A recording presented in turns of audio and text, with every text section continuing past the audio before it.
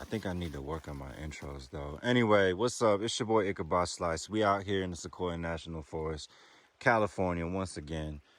This time I'm at this stream site that I mean, I'm sure to the regular person's eye, it looks pretty nice and peaceful and beautiful. But you know, from a biologist point of view, you know, you see everything here and you look at it closer and it tells a much better story. Well, maybe not necessarily a better story, but it tells a different kind of story. We'll just say that. But yeah, you know, nonetheless, still a pretty stream system. Still something, you know, appeasing to the eye to look at. You know, like if you're going through some shit back down in the city, you know, feeling depressed and having full of anxiety and stuff, you know, it kind of makes sense to come up here and, you know, get a load of this nice, you know, babbling brook system, you know, kind of clear your mind of all those sad, depressing and psychotic thoughts that be running through your head as you're going through traffic every morning and every afternoon. Yeah, this is nice. It is nice nonetheless. But like I said earlier, you know, we're going to look a little closer at it. We're going to biologize it. And so I'm sure you notice in the background that there's anthropogenic structures over there, you know, so people coming out here and staying, you know, there's this bridge. That's kind of obvious sign, right? And yeah, that probably gives you a clue of where I'm going with this. But yeah, you know, these are probably summer homes, you know, for rich folk that, you know, aren't from here. You know, they come out here and they spend their summers to get away from their stresses by looking at this nice, peaceful, babbling brook. I wonder if they notice how much has changed since they've owned these properties. Anyway, without further ado, let's start. Okay, first of all, since I saw it right in front of me, I'm gonna take the time to talk about this little critter right here. Ooh, right there. All right, that is a dipteran, so it's a true fly. And you can tell it's a true fly because it only has 2 pairs of flight wings, or wings that are actually used in flight. But if you look just behind those 2 pairs, you see those little rods sticking out. You know, those are called halteres. And those are actually the remnants of the hind wings. If you notice, a lot of insects, most insects I would say, have 2 pairs of wings. They have 4 wings and they have hind wings. Well, when it comes to the dipterans, their hind wings have essentially regressed into these structures called halteres. All right, and those halteres aren't used for flight, but they're used to aid in flight. So they've essentially become a sensory organ, pretty much sensing air pressure, you know, vibrations through the air and stuff like that, all to give its nervous system, you know, a better means of handling itself while flying through the air. And dipterans are actually some of the best flyers out there. You know, you got, you know, the regular house flies that you find on dog poop and all that stuff. You know, they have the ability to land upside down. Yeah, a lot of things can't do that. With that being said, this one, since it is a dipteran and it does, you know, have those halteres, but it's not that good of a flyer. You know, these, you can, like cats will easily catch these and kill them. But yeah, this one's a massive one. I think it's in the genus Tipula. I think so. Usually usually individuals in the genus Tipula are pretty big. And just to give you an example of how big it is, hopefully it doesn't fly away. So there you go. So it's about, I don't know, like almost 5 centimeters across wingspan. Yeah, I wonder if it just molted. So they have aquatic larvae, and it makes sense. We next to a stream. And for this individual, man, that larvae had to be pretty big, probably about like that big. And yeah, they live in the streams. When it comes to Tipulids, their larvae can be found in like the little muddy areas, you know, not necessarily down in the water, but in the muddy areas, definitely underneath those rocks right there. They're eating decaying matter, either decaying animal or plant matter. And that's what they grow and develop on. They pupate and they become one of these. And then they fly off looking for mates. I think they eat like nectar, flower pollen, and stuff like that. They're attracted to lights at night. In the city, you've probably seen much smaller versions of these. But you come out to the mountains, you get bigger ones like this. Anyway, Tipulidae, order Diptera. I'm surprised like winter floods or flash floods haven't taken out this bridge. But no, I'm surprised how sturdy it is too. Okay, well, if it works, it works. All right, coming to the water's edge, there's one sign that I noticed. And it's all this right here. You can see right there, it kind of looks like a hoof depression from some sort of hooved animal, some sort of hooved ungulate, some sort of artiodactylin. Those are even-toed mammals. Yeah, and you look all around the banks of this stream system, you can see it's the that type of disturbance is pretty much everywhere. That's because they use this area for cow grazing. But yeah, they graze cattle here. But yeah, you know, private property owners, they graze their cattle up here as a part of the beef trade and everything. And they kind of get free roam to roam these areas and graze wherever they want. There you go. There's your cows. Bos taurus. Oh, look at the little one hanging out with this mommy. Yeah, Bos taurus, bovidae, even-toed ungulates, artiodactylans. These are domesticated ones. And these are here to supply the beef industry. Beef which you and I will probably never touch. Beef that's only probably going to be given to the rich elite who we also praise so much on this earth. Anyway, yeah, those are the cows that are grazing in that stream. And it's pretty obvious that they're grazing something along these stream banks right here, disturbing the soil, and I'm pretty sure it's a part of the ecology right now. The cows are coming here whenever they want. They're you know, tilling up the soil, disturbing some of the soil, and I'm sure that some of the plant life here has adapted to that. So let's take a look at it right now. Okay, so the obvious thing that really pops out should be this green stuff right here. Yeah, this stuff is called lemna. It's actually the smallest flowering plant. So it's an angiosperm, so it's a flowering plant. And as you can see, it's aquatic, pretty much fully aquatic. It's got these little roots. They kind of hang below, and its leaves are, you know, they're hydrophobic, so they float really well at the surface of the water. So it provides a surface canopy in this stream system. It is a native plant. There's a number of species in this genus, in the genus Lemna, but it is a native plant. It actually provides a pretty good ecological benefit for wherever it's found at, whatever freshwater systems it's found at. It seasonally has these population blooms, and I think it prefers water that has a high nutrient content, hence why it grows so well here. And it actually multiplies, you know, exponentially. So I wouldn't be surprised if by tomorrow, like, this is doubled. But yeah, other than that, you know, it provides a good food source for stock animals. I'm sure the cows are eating it. And like, if you're a fisherman, like if you find this in a lake, like, fish love hiding underneath this stuff. They love it more than anything else, really. In my opinion. I mean, like, fishermen say a lot of stuff, but in my opinion, they love the duckweed. They love the lemna. Yeah, lemna sp duckweed. Pretty much found everywhere, I think. All right, moving along with the plants, we'll discuss this more showy individual here. I think this is known as foxglove. It is an introduced species, and it was probably introduced, I don't know, I'm just guessing. It might be from these homeowners. It might even be from the cows too. I don't know. But yeah, it's an introduced species. I have no idea of its ecological impact on systems. I mean, I mean, it's growing everywhere here, so it might be doing some out competing. There's these bell-shaped flowers, and those little hairs, and those hairs are meant to guide the pollinator into the nectar source where it can get inoculated with pollen.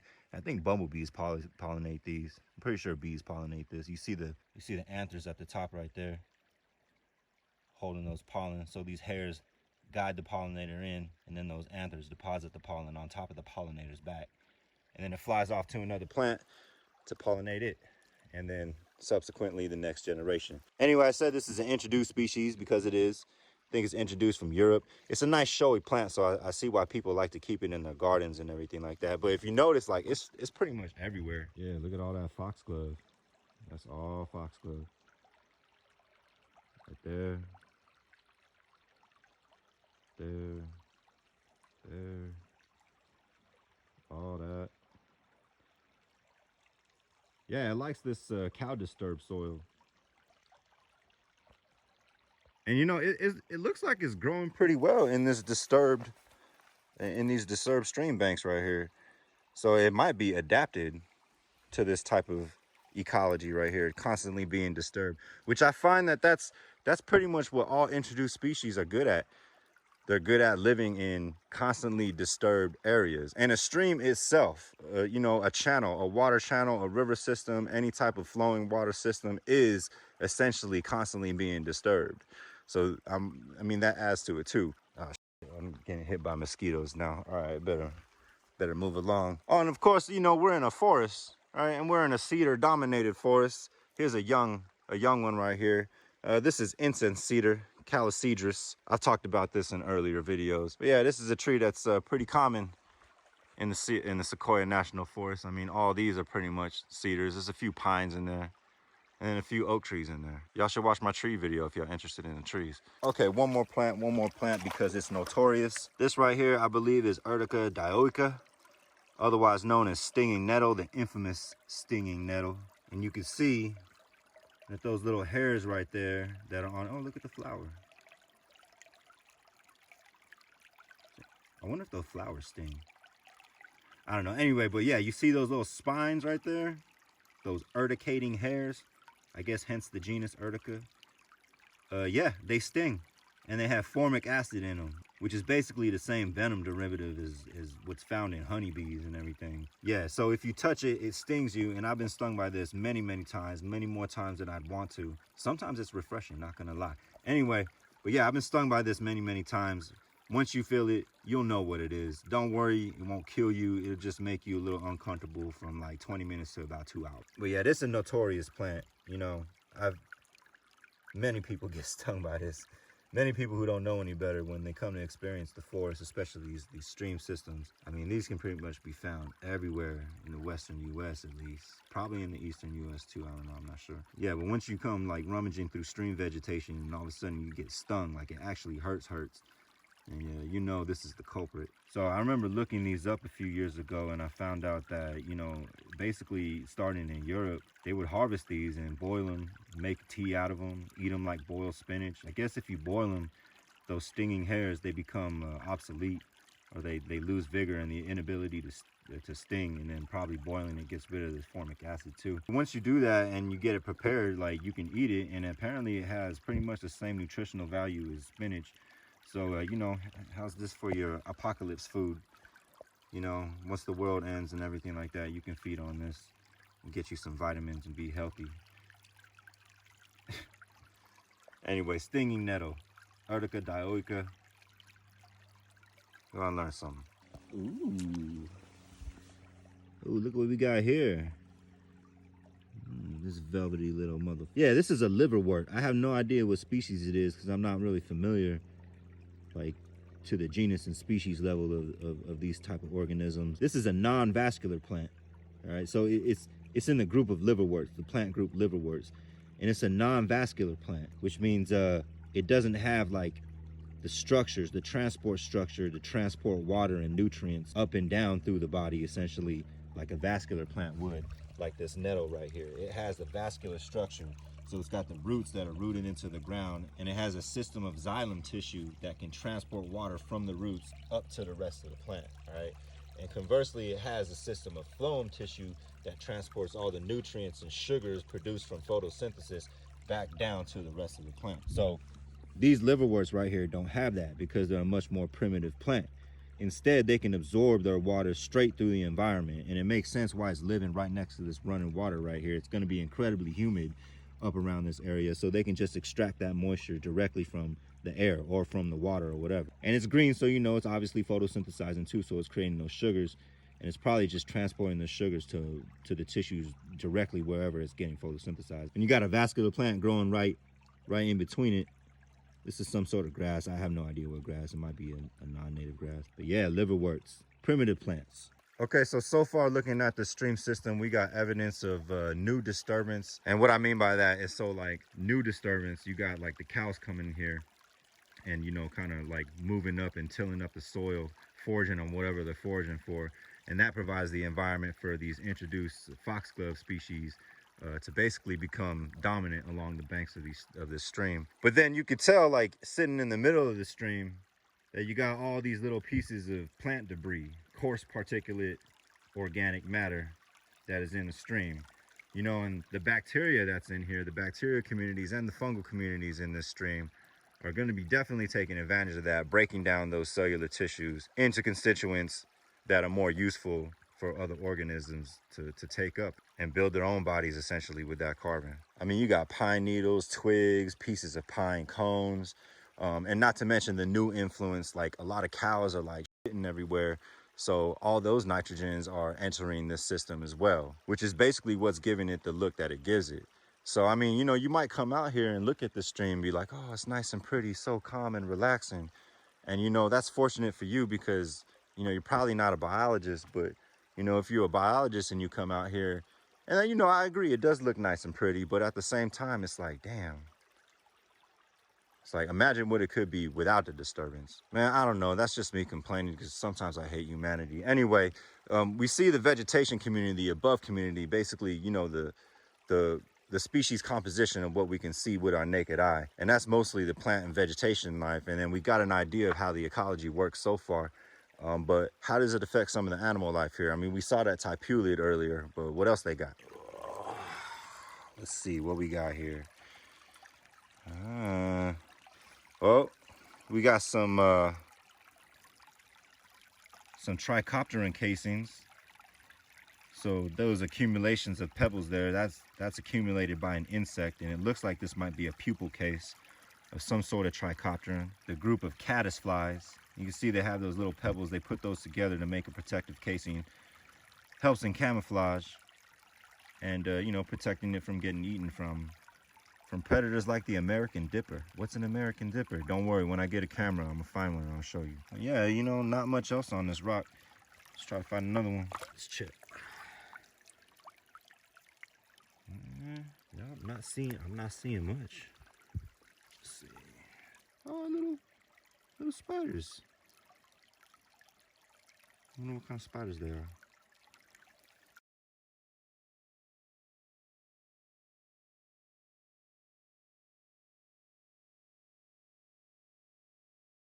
Wait, are they spiders? No, they're not spiders. What is it? Stay still.